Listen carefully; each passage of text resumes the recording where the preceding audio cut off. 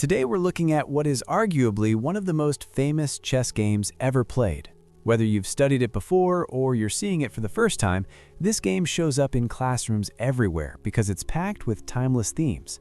At the center of it all is the American prodigy, Paul Morphy. The year is 1858. Morphy is just 21 years old, and this game takes place in Paris. He's invited to a private opera box by Duke Karl of Brunswick and Count Isouard. The story goes that they were attending a performance of Norma. I wasn't there, and unfortunately there's no way to confirm it with a quick text message to the 19th century, but multiple historical sources tell the same story. What we do know for certain is that during the opera, they decided to play chess, and what followed was simply breathtaking.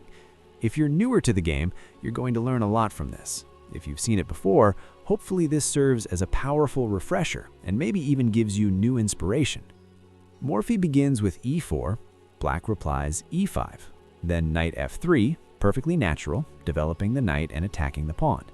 Today, most players would defend that pawn with knight c6 or counterattack with knight f6. But in this game, black plays d6, the Philidor defense. It's not losing, but it does block in the dark squared bishop, and that's an early positional concession. Morphy immediately challenges the center with d4, classical principle. If you can establish two pawns in the center in a king's pawn opening, you should. Meanwhile, legend says Morphy was more focused on the opera than the board. Apparently his opponents insisted on playing during the performance, which honestly is questionable timing. If someone invited me to a show and then pulled out a chessboard mid-performance, I'd have some questions. Instead of capturing in the center, black plays bishop g4, pinning the knight to the queen. The move develops a piece and creates a pin, meaning the knight can't move without exposing the queen, but modern theory prefers simply taking on d4 first. Morphy responds with d takes e5. This move forces clarity. If black ignores it and maybe plays something else, then queen takes d8 is coming and castling rights disappear. The knight then can hop forward and simultaneously attack two pieces at once. If bishop moves back, well, the damage is already done, and sooner or later that king will feel heat in the center of the board. So if bishop takes f3 is played, Morphy recaptures with queen takes f3, and after d takes e5, we reach an instructive moment. White to move. What's the most dangerous continuation? There are several tempting ideas, queen g3, queen b3, but the strongest move is bishop c4. It's simple and principled. Develop the bishop, aim at f7. Now white has two pieces out, black has none, and there's a direct threat of queen takes f7 mate. Black blocks with knight f6, interposing the knight between the queen and f7. That's a proper defensive idea. But here, Morphy does something instructive. Instead of calmly castling, he moves the queen again with queen b3. Normally, we're told not to move the same piece twice in the opening before completing development, but Morphy sees geometry. From b3, the queen attacks both f7 and b7.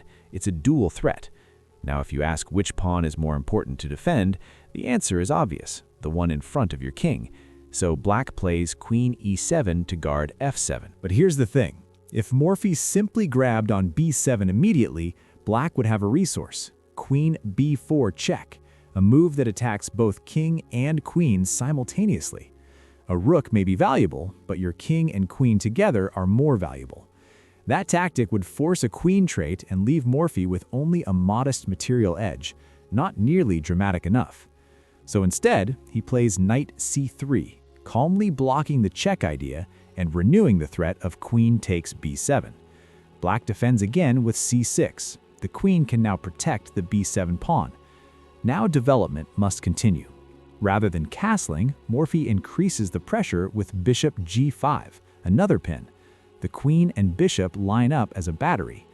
Black's position is already cramped. The queen blocks the bishop, the knight is tied down, and instead of untangling, black lashes out with b5, attacking the bishop.